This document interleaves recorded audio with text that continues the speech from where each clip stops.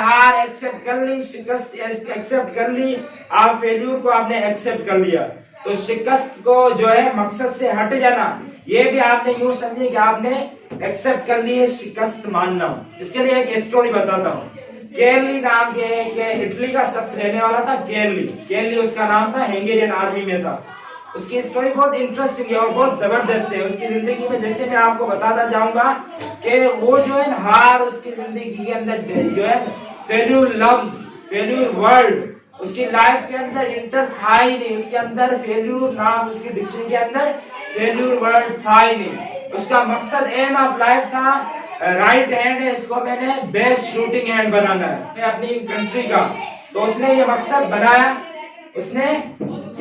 बनाया, उसने बहुत सारे जो है प्रोग्राम जो हुए वहां पे अटेंड किए, चैंपियनशिप उसने अटेंड की, स्ट्रगल करता गया। उसने बहुत सारे इनामात जीत लिए, बहुत सारे उसको अवार्ड मिले। 1938 में आर्मी के अंदर था। तो वहां पे उसका एक ट्रेनिंग सेंटर था। वहां पे ट्रेनिंग सेंटर पे हाथ पे उसके जो है यूं समझे कोई हादसा पेश आ गया, जिसकी वजह से जो उसका राइट हैंड था, जो सीधा हाथ था, वो उस हादसे की वजह से खत्म हो गया। तवज्जो इधर है। जो हाथ था वो खत्म हो गया। अब तो खत्म, हार को एक्सेप्ट कर लेना चाहिए, फेल्यूर को एक्सेप्ट करना चाहिए, क्योंकि उसका मकसद जो था वो ये था कि बेस्ट हैंड शूट मुझे कौन से हाथ को बनाना है, राइट हैंड को। लेकिन राइट हैंड उसका जो है वो हादसे की वजह से खत्म हो गया। अब वो हार को एक्सेप्ट कर लेता, वो फेल्यूर को एक्सेप्ट कर लेता। लेकिन मैंने पहले आपको बताया केरली जो शख्स था उसकी जो डिक्शनरी थी, उस डिक्शनरी के अंदर फेल्यूर नाम का वर्ड था ही नहीं। नाकामी उसको एक्सेप्ट करनी ही नहीं थी। फिर उसने क्या किया, 1940 के अंदर जो ओलंपिक्स होने वाले थे, 1940 के अंदर जो चैंपियनशिप होने वाली थी, उसके लिए उसने स्ट्रगल की। अभी 3 महीने के अंदर उसका इलाज हुआ, ट्रीटमेंट चला।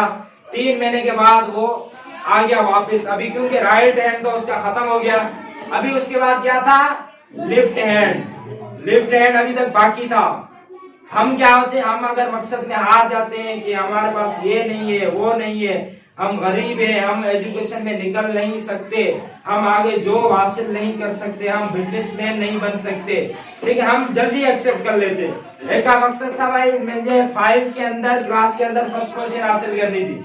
फर्स्ट पोजीशन किसी वजह से हासिल नहीं की, आपने फेल्यूर को एक्सेप्ट कर लिया। आपने कहा कि अभी नहीं, कोशिश नहीं करता, लेकिन नहीं, नाकाम हो जाओ, फेल्यूर आ जाए, उसको आपने एक्सेप्ट करके आगे निकलना है, आगे और स्ट्रगल करनी है, आगे और हार्ड वर्किंग आपने करनी है। केरली जो शख्स था उसके डिक्शनरी के अंदर फेल्यूर नाम का कोई वर्ड था ही नहीं। 1940 के अंदर जो चैंपियनशिप होने वाली थी उसने वो अटेंड की, वहां देखने के लिए गया। तो वहां पे जितने भी लोग बैठे हुए थे उन्होंने अप्रिशिएट किया, उन्हें कहा कांग्रेचुलेशंस, आपने जो है यहाँ पे आप आए और आपने हिम्मत हारी नहीं, आपने फेल्यूर को एक्सेप्ट नहीं किया, अपने जो है आपका शौक था हमें देखने के लिए आए हो। लेकिन वो वहां पे कहता कि मैं तुम्हें देखने के लिए नहीं आया, तुम्हारे साथ मुकाबला करने के लिए आया हूँ। क्या करने के लिए? तुम्हारे साथ कॉम्पीट करने के लिए आया हूँ। जो कॉम्पिटिशन हुई थी उसमें कॉम्पीट करने के लिए तुम्हारे साथ आया हूँ। तो उसके साथ क्या था, राइट हैंड खत्म हो गया। अभी वो मुसलसल जो इसका लेफ्ट हैंड था उस पे वो स्ट्रगल कर रहा था, कोशिश कर रहा